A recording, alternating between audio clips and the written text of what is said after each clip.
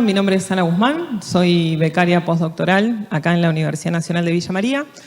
Soy ingeniera en ecología y doctora en ciencias geológicas. Participo del Centro de Estudios de Ordenamiento Ambiental del Territorio, que pertenece a la universidad en el Instituto de Ciencias Básicas y Aplicadas.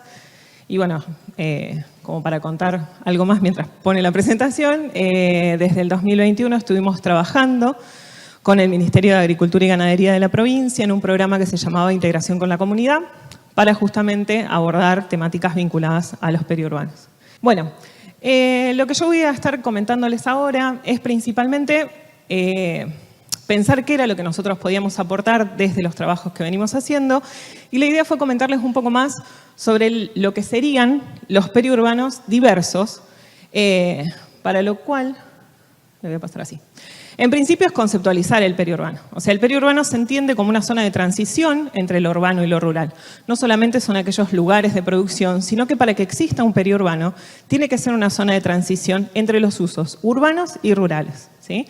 Pareto, Krojetovich y Barsky lo habían nombrado hace rato, pero una de las cuestiones más interesantes son los fenómenos que suceden en esos espacios de transición. Hace bastante tiempo, y esto yo lo quería comentar más que nada porque hay particularidades territoriales de cada provincia acá en la Argentina que hacen a que los periurbanos no sean todos iguales. Para que un periurbano realmente termine siendo un periurbano, nosotros tenemos que tener estas tres cosas. Una morfología mixta, quiere decir que yo tengo que tener sí o sí un campo productivo, un basural, una ladrillera, un loteo, una industria, un boliche. Si no hay diversidad, no es periurbano, ¿sí? Es un límite finito entre zona netamente urbana y productiva. ¿Por qué es importante esto? Se los voy a comentar después sobre qué consideraciones hay que tener en los periurbanos.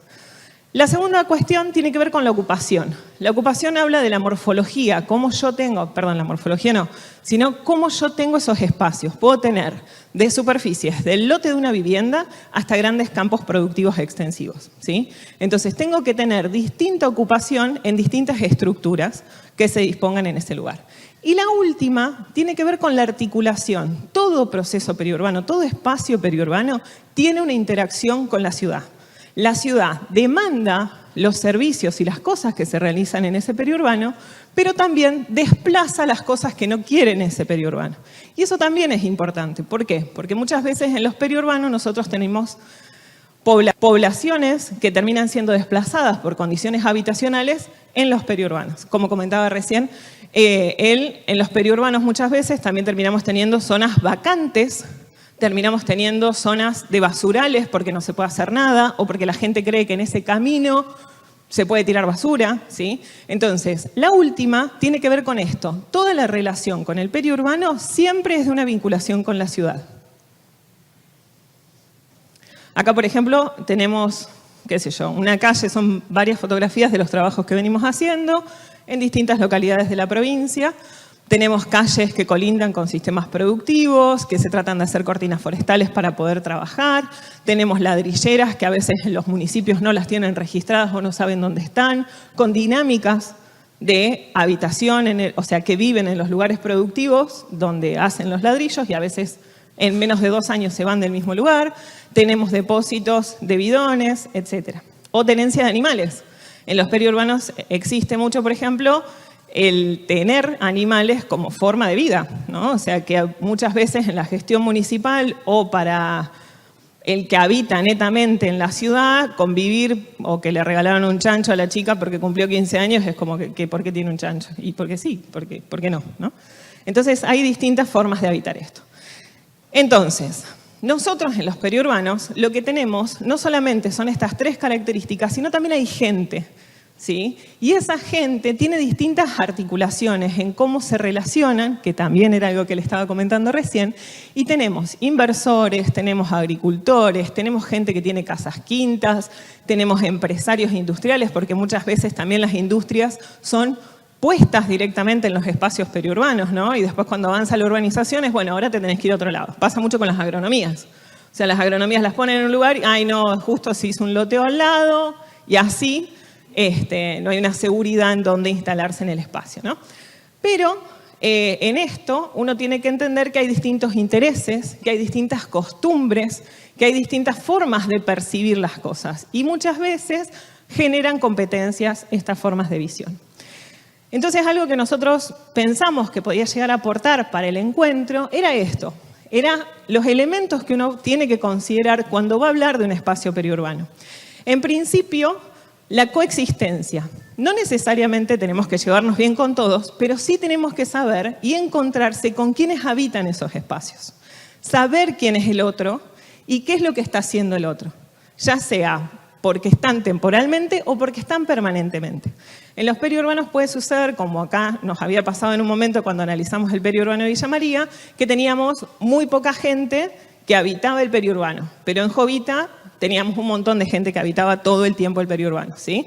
Entonces, esas dinámicas de con quiénes son importantes para analizar. Después, la normativa, siempre la normativa, no solamente aquella que se utiliza para la aplicación o hasta dónde llega la urbanización, sino si, por ejemplo, hay normativas de ordenamiento territorial, zonificaciones, es decir, si yo estoy trabajando acá, por más que sea productivo, yo tengo que entender y articular con la municipalidad y las normativas que tienen para saber qué es lo que piensan hacer. Nos ha pasado en ejemplos donde a lo mejor una localidad se dedicaba, y casi todo el pueblo trabajaba en una faena de pollos, y la intendenta nueva que llegó quiso ser un pueblo dormitorio de otra ciudad, ¿no? Entonces iba en contra de la identidad que ya tenía el lugar con respecto a la producción, ¿sí? Y ese cambio en las normativas y en las políticas uno también tiene que conocerlas para saber también con quiénes va a estar trabajando.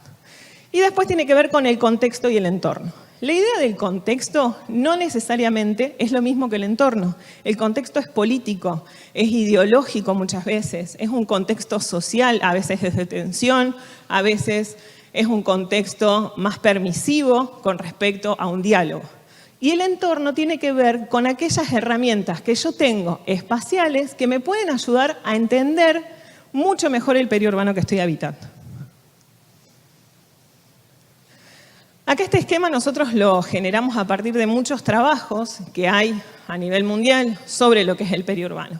El periurbano se aborda por lo general desde una idea, desde el urbanismo céntrico, ¿no? Esto de decir, bueno, el centro es la ciudad, después viene el periurbano, después lo rural, como si fuera una sucesión de capas, diciendo que la naturaleza está allá lejos y que uno avanza sobre el otro. ¿Qué es lo que nosotros vimos? Con esa idea, el campo en teoría estaría re lejos y la naturaleza todavía mucho más. Pero en realidad el esquema es distinto. Nosotros, como decía recién hace un rato el productor, nosotros tenemos un sistema físico natural que nos da las herramientas y las limitaciones. Nadie se puede salir de ese sistema físico natural. Ni la ciudad, ni el campo. Nadie. Es tu límite. Ahora, todo lo que hay adentro tiene límites permeables, tiene un diálogo constante con el otro. Porque muchas veces sucede que quienes trabajan en un tambo viven en la ciudad y vos tenés ese límite permeable, tenés, no sé, relictos de monte nativo metidos adentro de la ciudad, pero la ciudad solamente piensa en urbanizar, ¿sí? Entonces hay que entender esos límites permeables. Y todo tiene que ver con una estructura cultural, social y económica, que eso también va mutando en el tiempo. Como decían recién, un lote no es igual a otro, una ciudad no es igual a otra. No es lo mismo trabajar ni siquiera acá en Villa María con Villanueva, que está del otro lado del río. Es totalmente diferente, porque la estructura troncal, su columna vertebral, es diferente, ¿sí? Voy medio rápido por el tiempo. Bueno, ¿qué se encuentran? Muy resumido, estas dos grandes cosas en los periurbanos. Diversidad socioecológica. ¿Y por qué socioecológica? Porque la forma en que nos vinculamos con nuestra naturaleza es diferente de cada individuo y esa diversidad está presente, ¿sí? Y la segunda, conflictos y tensiones. Personalmente considero que no hay que tener miedo a tener conflictos y a tener tensiones. El tema es tener las herramientas para poder resolverlas, ¿sí? Y para poder decir hasta dónde llega cada cosa o cómo podemos trabajar en una forma coordinada, sin ceder. O sea, me refiero sin ceder en perjudicar a los otros, ¿no? Pero siempre entendiendo que hay conflictos y que hay tensiones, más en este tipo de espacios.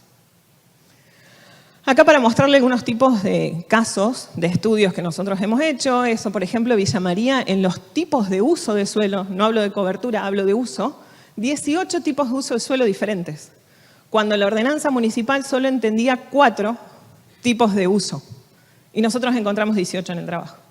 La nueva ordenanza municipal, porque trabajamos con la municipalidad, establecía y respetaba por lo menos hoy a lo que es la producción agrícola extensiva, a lo que es la cría intensiva de animales, y hoy está habilitadas zonas para la horticultura intensiva, ¿sí? Que antes ni siquiera estaban previstas.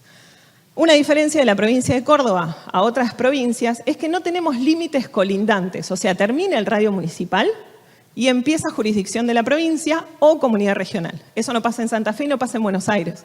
Por ende, sus periurbanos también son diferentes. ¿Cuáles algunas de las cosas en los espacios y con quienes trabajamos nosotros en estos periurbanos? Tiene que ver como mucho de las cosas que ya se vienen hablando en las charlas de ayer y en las que hubo hoy.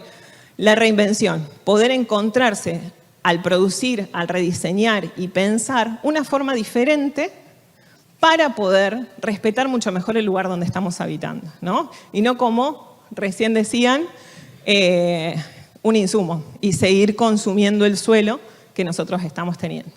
Entonces la idea es poder dialogar con quienes hacen ciudad, que no solamente son los arquitectos, para poder construir de una forma diferente el periurbano que se quiere habitar. El periurbano es un sistema abierto. Una de las cosas que tiene es un dinamismo muy grande. Una hortícola está, a los 2 años ya no está. Una ladrillera puede estar y después puede desaparecer, ¿sí? Entonces tiene un dinamismo que tiene que entender un camino de miradas completamente diferentes y también ir consolidando a quienes ya están en esos lugares, ¿sí? Nos ha pasado con productores de pollo diciendo hace 40 años que trabajamos acá, que tenemos los galpones y que vienen y me pusieron un barrio privado en la otra cuadra y como es más gente tiene mayor cantidad de reclamos, ¿no? Entonces con una propuesta de ordenamiento territorial y de entender cómo es el espacio y las aptitudes, porque probablemente puede pasar también que ese lugar no era para habitar, terminan teniendo conflictos, ¿sí? Así que bueno, nada más y muchas gracias. Si fui rápido, en lo que necesiten. Excelente, muchísimas gracias.